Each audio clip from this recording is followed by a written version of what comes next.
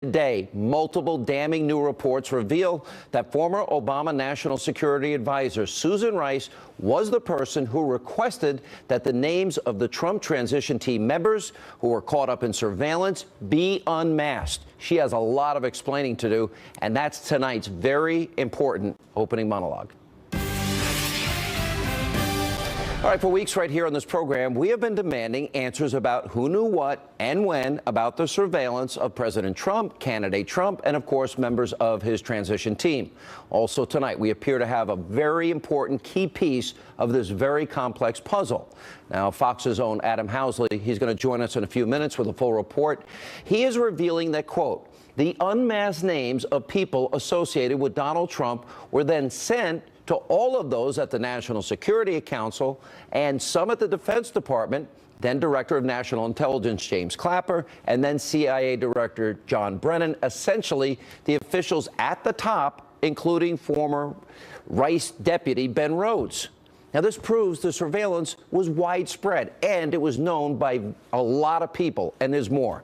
Intel sources now tell Sarah Carter with Circa News, who will also join us tonight, that the unmasking of names connected with the Trump team, quote, appeared to begin last July, around the time that Trump secured the GOP nomination, and accelerated after Trump's election in November, launched a transition that continued through January. Now, Circa News is also reporting that most, if not all, had nothing to do with Russia. And that's not all tonight. Eli Lake with Bloomberg View, who will also join us tonight, reported today, quote, one U.S. official familiar with the report said they contain valuable political information on the Trump transition team, such as whom the Trump team was meeting, the views of Trump associates on foreign policy matters, and plans for the incoming administration. And just 2 weeks ago, Susan Rice, she was specifically asked during an interview on PBS if she knew about members of the Trump team being caught up in, quote, incidental surveillance. She says no. Watch this. I began by asking about the allegations leveled today by House Intelligence Committee Chairman Devin Nunes that Trump transition officials, including the president, may have been swept up in surveillance of foreigners at the end of the Obama administration. I know nothing about this. I was surprised to see reports from Chairman Nunes on that count today. Oh, really? I know nothing about that? Well, that's what you just heard her say. Was she lying in that clip? Well, new reports today indicate yes. Yes, she was. Now, keep in mind, this new information about Susan Rice comes on the heels of the smoking gun tape that was uncovered last week that we played on the program of former Obama official Dr. Evelyn Farkas admitting not only surveillance took place, but the names were also unmasked and they wanted them leaked. Now, tonight, we are demanding answers to these questions. You American people, you now have a right to know. For example, what justification did Susan Rice have to unmask these names? That's pretty unprecedented. What did Ben Rhodes know? What did the former Director of National Intelligence, James Clapper, know? What did the former CIA Director, John Brennan, know? Was this done for pure political purposes under the ruse of national security? And more importantly, what did then President Obama know? And when did he know it? Did President Obama and members of his administration, did they knowingly surveil an opposition party or an incoming president? America deserves answers tonight. Now, before we get to that, we bring in Adam Housley with the very latest on his explosive new report. Adam, this is a huge deal and a big development. Let's talk about it.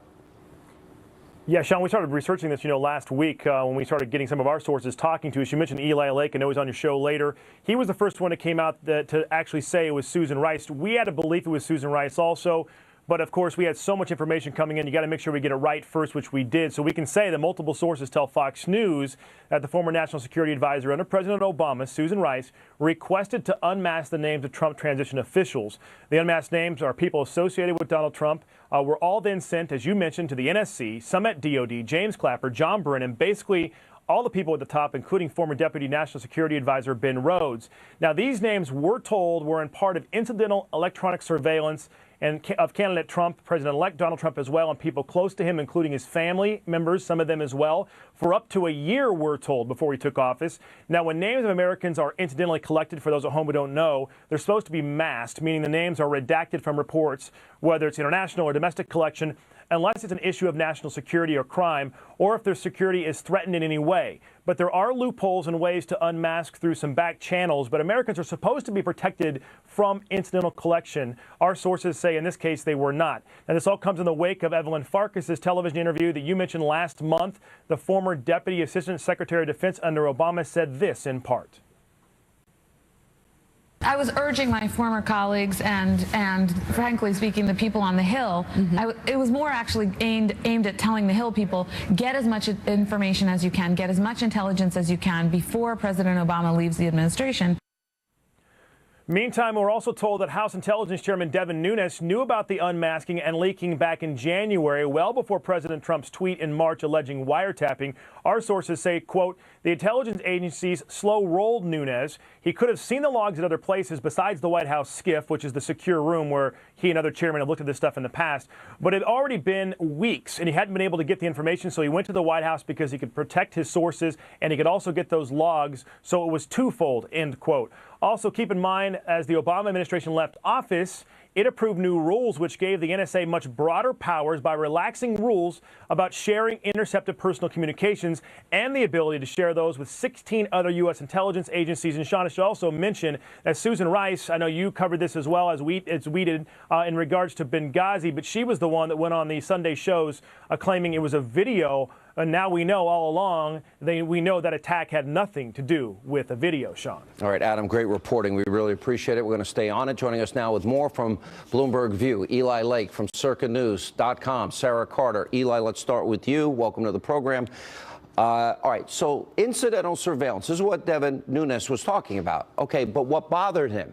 Now we find out Susan Rice seemingly is purposefully unmasking the names of people, but only Trump transition team's member, or maybe even then candidate Trump, what those conversations were if they were picked up, quote, incidentally. Why is that dangerous, and why should the American people understand the seriousness of this? Well, I want to just stress that I don't know other things that she requested to be unmasked, but the way I understand this is that the National Security Council staffer who was brought in for Trump, who was doing a review of the unmasking policy, noticed an anomaly in the patterns of requests from Susan Rice to unmask the names that were incidentally collected in summaries of basically raw intelligence of monitored communications.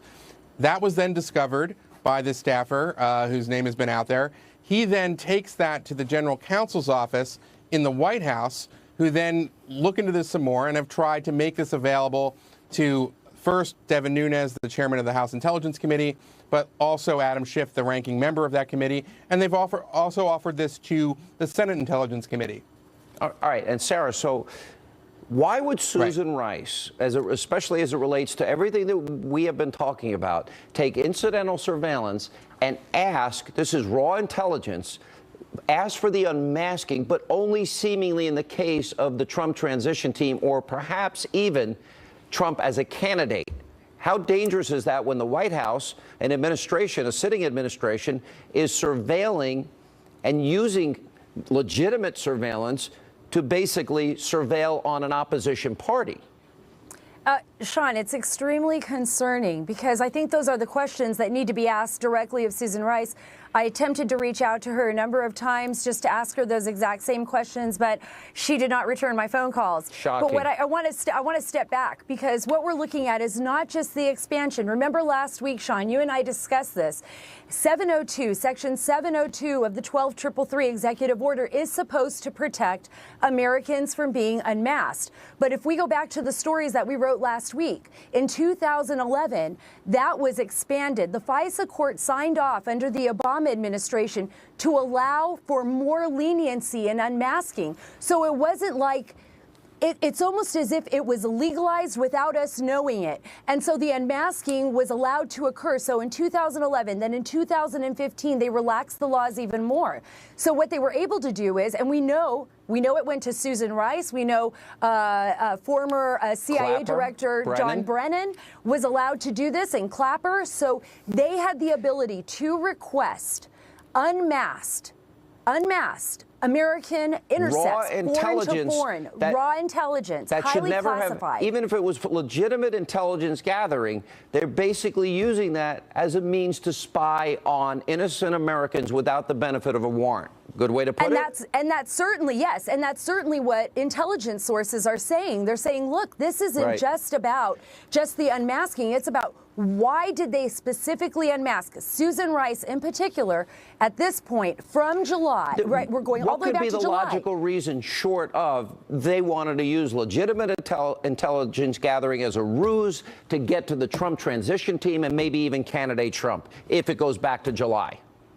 If it goes back to July, these are the questions they have to ask. And according to the sources that I've spoken with, it goes back to July.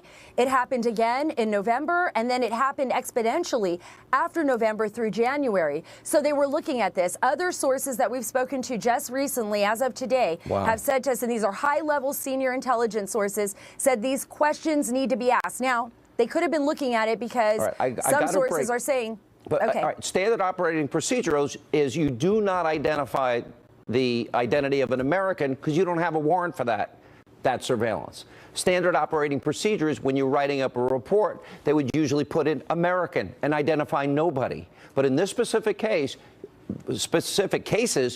we have Susan Rice asking for the names of those people.